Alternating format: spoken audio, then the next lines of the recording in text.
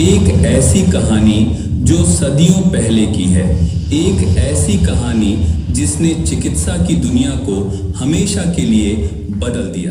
ये कहानी है एक वैज्ञानिक की, एक क्रांतिकारी की, डॉक्टर सैमुअल हैनीमैन की, जिन्होंने अंधेरे में एक नई रोशनी जलाई और उसे नाम दिया होम्योपैथी।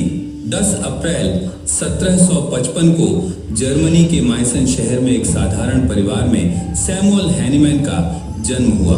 उनके पिता एक चित्रकार थे, लेकिन हैनीमैन का मन कैनवास पर नहीं बल्कि इंसानी जिंदगी को बचाने में रमा था। बचपन से ही उनकी जिज्ञासा असीम थी। 12 भाषाएं बोलने वाले हैनीमैन ने 20 साल की उम्र में मेडिसिन की पढ़ाई शुरू की और 1779 में डॉक्टर बन गए।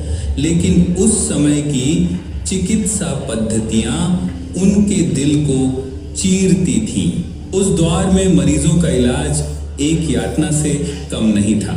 खून निकालना, जहरीले पदार्थों का इस्तेमाल और कठोर दवाइयां, ये सब मरीजों को ठीक करने की बजाय मौत के मुंह में धकेलते थे। हैनीमैन का दिल रो पड़ा। उन्होंने देखा कि उनके अपने मरीज, जिनमें उनके बच्चे भी शामिल थे, इन इलाजों से तड़प रहे थे। 1790 में अपनी बेटी की बीमारी के दौरान हैनीमैन ने उस समय की चिकित्सा को पूरी तरह ठुकरा दिया। उन्होंने अपनी प्रैक्टिस छोड़ दी और अनुवाद का काम शुरू किया ताकि अपने परिवार को पाल सकें। लेकिन उनकी आत्मा अभी भी एक सवाल से बेचैन थी। क्या कोई कोमल, सुरक्षित और सच्चा इलाज संभव नहीं है? 1790 में एक किताब का अनुवाद करते वक्त हैनीमैन की नज़र सिंकोना की छाल पर पड़ी, जो मलेरिया का इलाज करती थी। उन्होंने एक साहसिक कदम उठाया।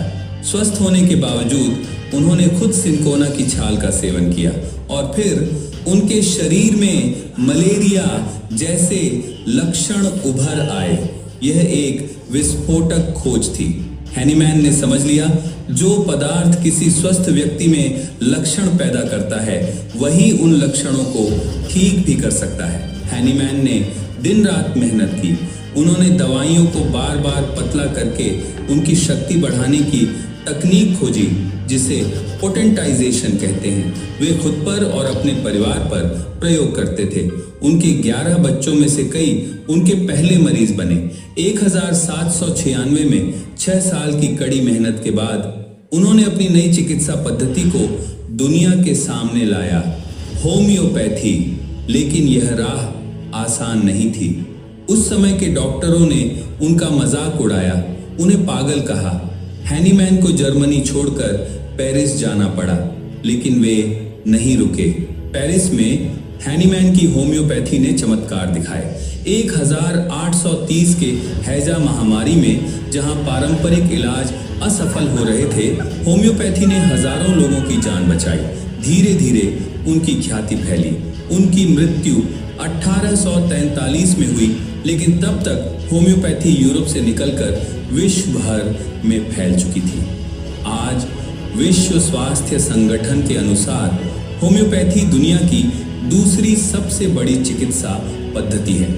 भारत में 10 करोड़ लोग इस पर भरोसा करते हैं और वैश्विक स्तर पर 50 करोड़ से ज्यादा लोग इसे अपनाते हैं। सैमुअल हैनीमैन ने हमें सिखाया कि सच्चा इलाज वही है जो कोमल हो, तेज हो और स्थायी हो। उनकी यह ज्योति आज भी जल रही है और इसे और तेज करने का काम कर रहे हैं वे लोग जो होम्योपैथी को हर घर तक पहुंचाना चाहते हैं।